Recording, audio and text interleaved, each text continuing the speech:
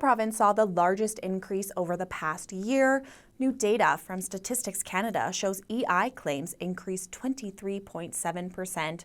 Just under 67,000 Albertans claimed the benefit in November. That's up from 54,000 the previous November.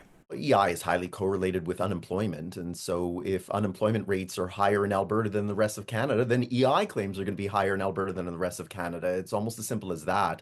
But StatsCan recently reported unemployment rates going down in Alberta. Alberta might have seen its unemployment rate come down, but it's still high, and it's high by Alberta standards. And so that's, I think, where the problem's coming in, is that can it come down enough that it can alleviate some of those EI claims? So what's behind that? Lander says it's mostly low oil and gas prices.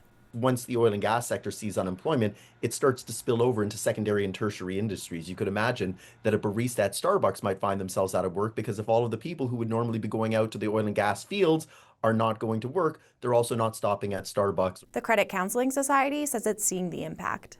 Our doors are chock-a-block with people coming through because they found themselves in a position where they're struggling to get themselves established, or they maybe run into a position where their income's no longer coming in as it is, and they're trying to figure out how to get by.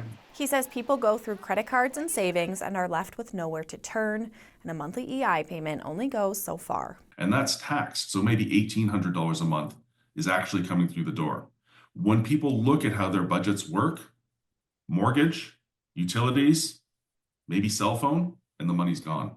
He says anyone with questions about money or debt should find a good nonprofit to speak to. Chelsea Mutter, CBC News, Calgary.